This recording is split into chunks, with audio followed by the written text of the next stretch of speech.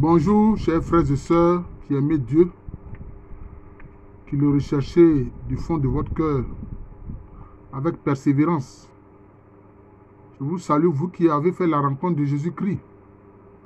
Vous avez compris que Jésus-Christ n'est pas une religion de blanc. C'est la parole éternelle de Dieu incarnée, le Messie, le Sauveur, le Rédempteur de l'humanité. Alors, nous avons commencé une série de vidéos sur la spiritualité des lettres de l'alphabet hébreu. Je répète, la spiritualité des lettres de l'alphabet hébreu. Je me rends compte que maintenant, de plus en plus, les gens commencent à comprendre cette démarche-là de moi, de présenter les lettres de l'alphabet hébreu, parce que il y a des aspects spirituels qui, quelquefois aussi, renvoient même à notre foi chrétienne. Voilà. Alors, nous en venons maintenant à la 19e lettre. La 19e lettre, qui est la lettre Kof. La lettre Kof. Qui s'écrit avec Q-O-F. Kof. Q-O-F. Alors, donc c'est un hiéroglyphe de l'alphabet hébreu qui représente le singe. Ça représente le singe. Pourquoi le singe? C'est symbolique. Comment agit le singe? Le singe saute de branche à branche. C'est comme s'il est instable. Il ne peut pas rester tranquille sur une branche. Il saute de branche en branche. Comme une sorte d'instabilité. D'incapacité à se concentrer. Vous voyez? Et c'est ce que quelquefois on voit quelquefois avec l'esprit de l'homme qui vadrouille. Et regardez vos pensées. Quelquefois vos pensées sautent d'une image à une autre, comme un singe le fait sur un arbre, en sautant de branche en branche. Quelquefois, vous avez du mal à vous concentrer sur un sujet spirituel. Vous voyez? Vous dites, bon, aujourd'hui, je vais méditer les mystères joyeux, ou bien même les mystères douloureux.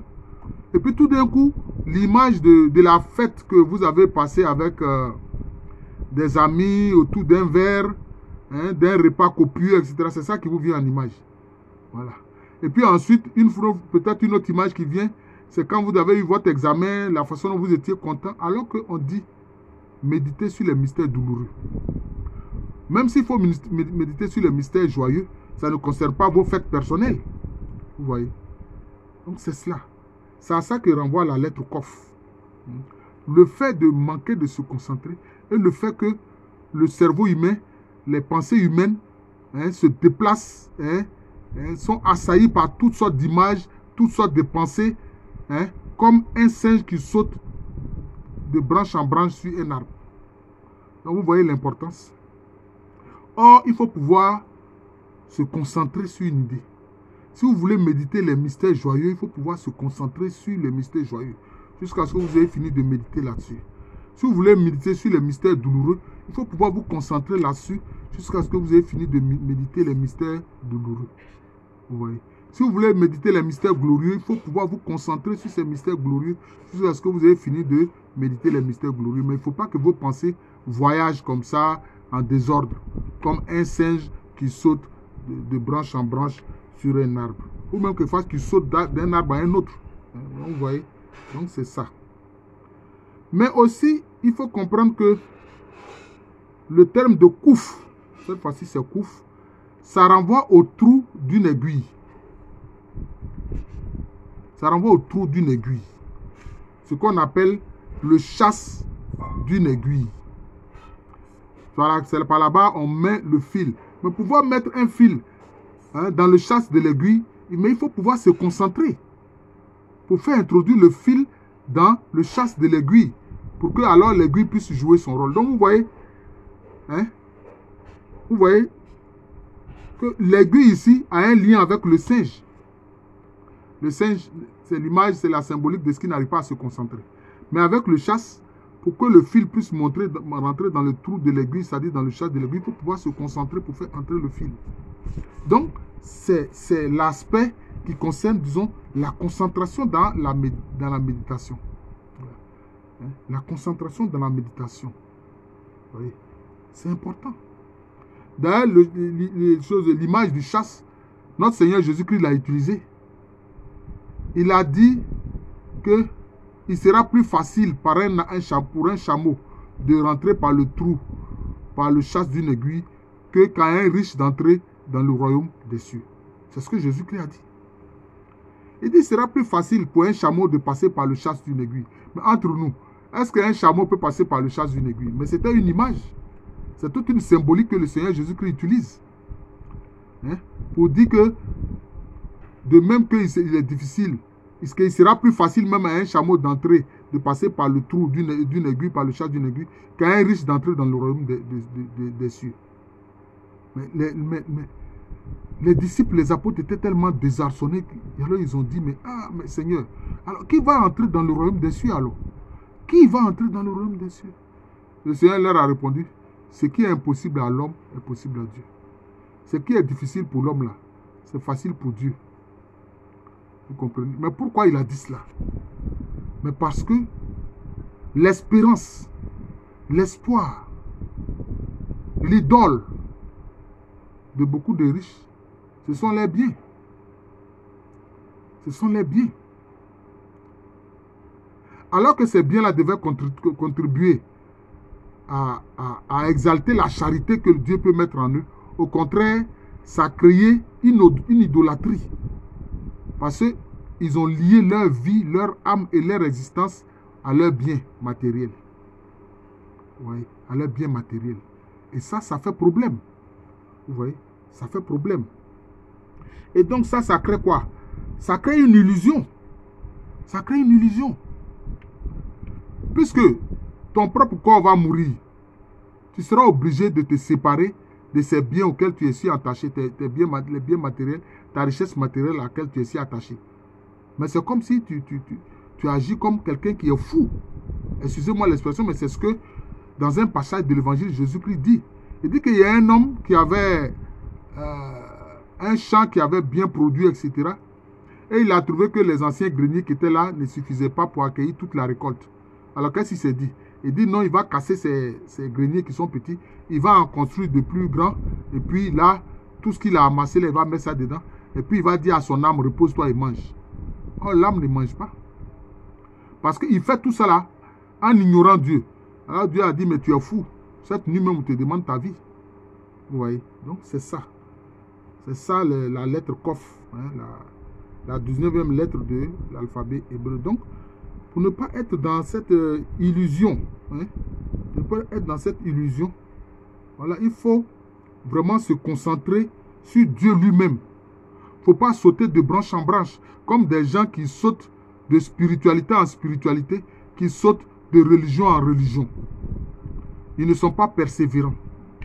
Voilà. Qui sont des apostats. Tu ne peux pas dire que tu as connu Jésus-Christ et puis tu vas renier Jésus-Christ, tourner le dos. Hein? Et dit, mais si vous n'êtes pas fidèle à lui, il est fidèle. Lui, Jésus-Christ, il est fidèle. Voilà.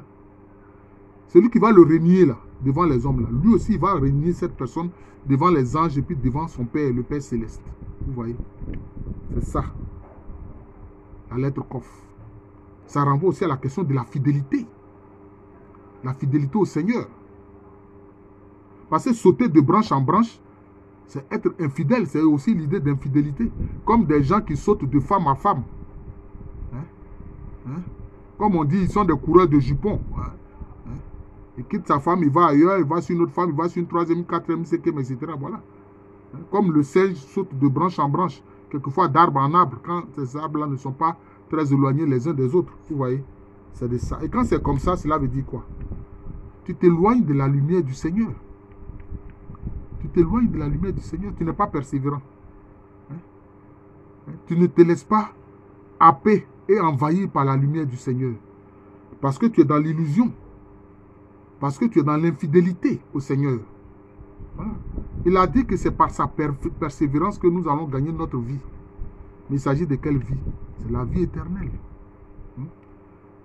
Saint Pierre même a allé dans son enseignement, dans une seule lettre, a dit, vous n'avez pas combattu jusqu'au sang. Vous n'avez pas combattu jusqu'au sang. Voilà, donc c'est ça. Et c'est comment on appelle cela? Les martyrs nous donnent l'exemple. Les martyrs nous donnent l'exemple. Ils ont combattu jusqu'au sang. Hein? Témoigner de Jésus-Christ jusqu'au sang. Voilà. Et donc, c'est comme ça qu'alors, on est dans la lumière universelle. On est imprégné du Verbe éternel qu'est la personne de Jésus-Christ. On est illuminé par le Saint-Esprit. Et qu'alors, on est véritablement libre. Voilà. C'est pour ça que Jésus a dit quoi? Vous connaissez la vérité vous rendra libre. Vous connaissez la vérité c'est qui? C'est la personne de Jésus qui a dit, je suis la vérité. Et puis maintenant, le Saint-Esprit, c'est l'esprit de vérité qui fait découvrir Jésus-Christ, la liberté et la vérité. Et alors, ça nous rend libres. Alors, ça nous rend libres. Voilà. C'est cela. C'est cela. Alors, on n'est pas bousculé par les vagues, par les événements qui passent. Non. On est concentré et orienté sur Jésus. Toute notre attention est sur Jésus. Tout notre cœur est tourné vers Jésus. Voilà. C'est ce qu'il faut comprendre, la spiritualité qu'il faut comprendre à travers la lettre Kof. Voilà. Pour ne pas sauter de branche en branche comme le singe. Voilà. Comme il y a des gens qui sautent de branche en branche. Tu es catholique, tu dis non. Maintenant, toi, tu n'es pas catholique. Toi, tu es évangélique.